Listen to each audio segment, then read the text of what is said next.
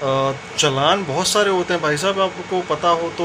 क्योंकि आपको अगर चप्पल पहन के बाइक चला रहे हैं तो आपका चालान है, हेलमेट की स्ट्रैप खुली हुई है तो आपका चालान है, आपके बाइक पे शीशे नहीं लगे हुए दोनों तो आपका चालान है। इसी तरीके बहुत सारे चालान हैं। आप यहाँ पर लिस्ट आ रही होगी, ये इतने सारे चालान हैं जो कि हमारे हो सकते हैं जब हम बाइक चला रहे हैं या जब कार चला रहे हैं। तो नमस्कार दोस्तों, स्वागत है आपका एक बार फिर आपके अपने चैनल बंजारा पे। और इस वीडियो में मैं आपके साथ कवर करूंगा एक बहुत ही महत्वपूर्ण टॉपिक जो आजकल बड़ा ही टॉप नॉच चल रहा है, मतलब कि बाइक टैक्सी का चालान। 5,000 का चालान, 10,000 का चालान, 15,000 का चालान, ऐसे ऐसे यूट्यूब वीडियो भरे पड़े हैं यूट्यूब पे। तो अभी मैं इस वीडियो में यही बात करूँगा।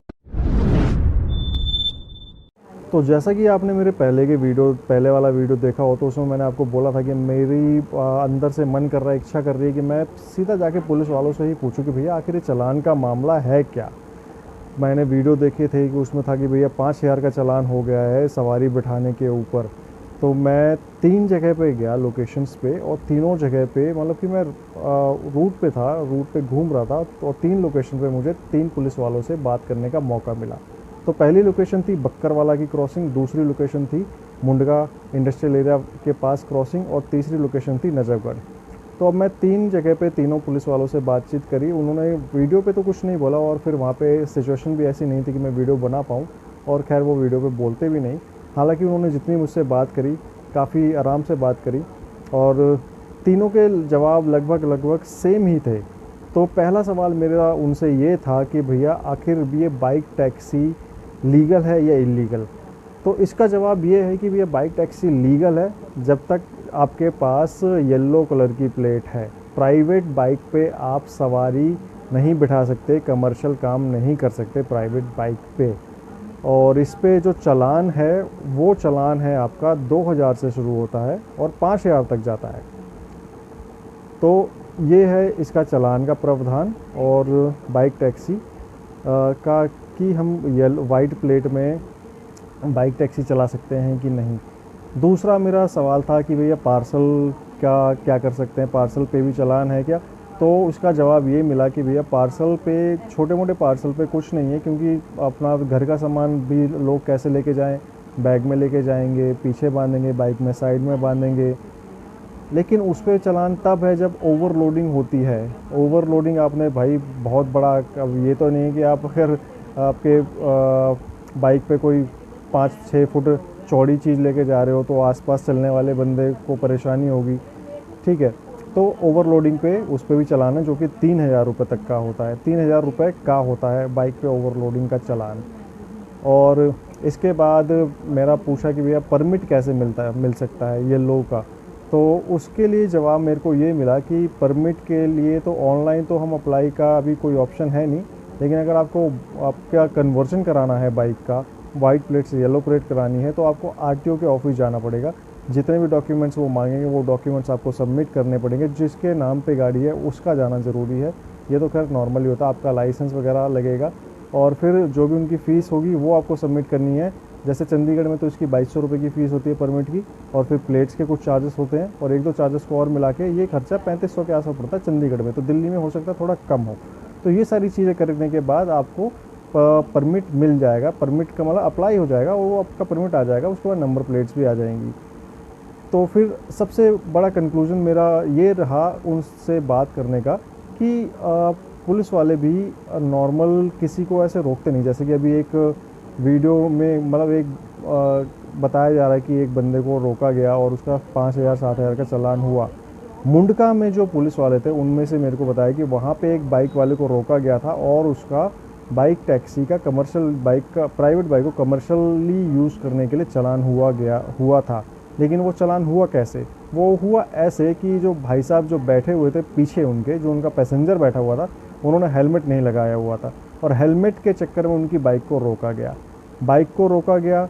और फिर जो पीछे वाले भाई साहब ने थोड़ा सा एटीट्यूड दिखाया पुलिस वालों को, कागज़ चेक किए गए तो कागज़ों में उनके पास इंश्योरेंस भी नहीं था। तो 2,000 का चालान इंश्योरेंस का, प्लस एटीट्यूड दिखाया। उन्होंने फिर बातों बातों में बोल दिया कि देर हो रहा हूँ, ऐसा है वैसा है, मेरे को इतने की बुक कर रखी है मैंने। तो फिर और उनको मौका मिल गया चालान करने का, तो उन्होंने 5,000 का चालान और ठोक दिया।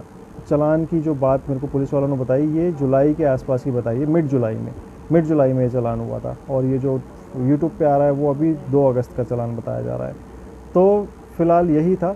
उन्होंने ये कहा कि पुलिस वालों ने ये भी बोला कि यार एक बात बताइए, अगर आप गाड़ी सही तरीके से चला रहे हैं तो हमें क्या ज़रूरत है आपको रोकने की।